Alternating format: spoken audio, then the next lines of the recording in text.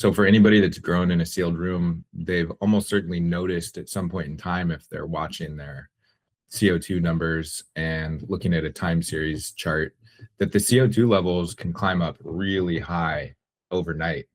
And the plants obviously aren't using CO2 at night. So, and they're not injecting CO2 at night. So what's going on here? And what's happening is at night, the plants are releasing CO2 into the air rather than consuming it. And this is just a product of the respiration that occurs at night, natural activity, which causes the CO2 to sometimes shoot up to levels much higher than you'd even see during the day in a sealed room. And this is caused both by respiration and by other organic material that can be in the room, like cocoa, so it can release CO2 into the air. And some people have asked, is this a problem when I see my CO2 levels spike up at night? And the first thing I want to mention there is that if it's spiking up really high, up into above like 2,500 ppm, you might want to check and see if there's a leak in your solenoid, or if there's something else in the room that could be releasing CO2 into the air, some fresh concrete or something like that. But for the most part, I don't think this is really an issue that people have to worry about too much. The concern is warranted in some ways because growing in a sealed room where the CO2 levels can get really, really high during the night cycle is something that never happens in nature. Since we don't have plants in sealed rooms outside, the CO2 just dissipates into the air. But when we have a really nicely sealed room indoors, it can build up to around 2,000 ppm pretty quickly.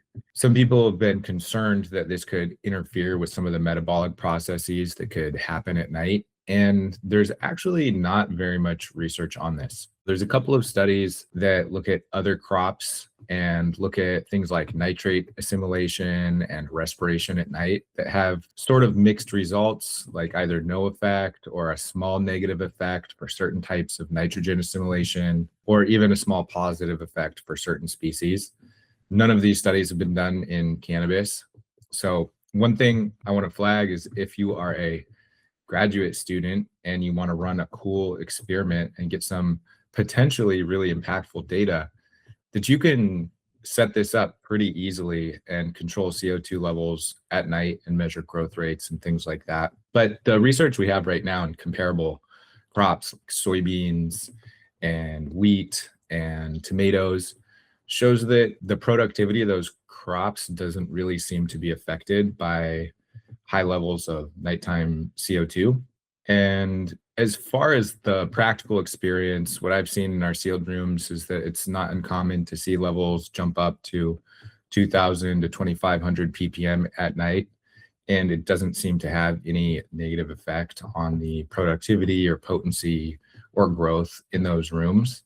So despite the fact that plants aren't using CO2 at night, having the levels go higher doesn't seem to cause a problem in my experience. Of course, you would never want to inject CO2 at night. And you can get a little bonus out of this by looking at the accumulation of CO2 as free CO2 at the start of the day, that just you don't have to start injecting until 30 or 60 minutes into the lights on cycle, because there's an accumulated amount that the plants start using as soon as the lights come on.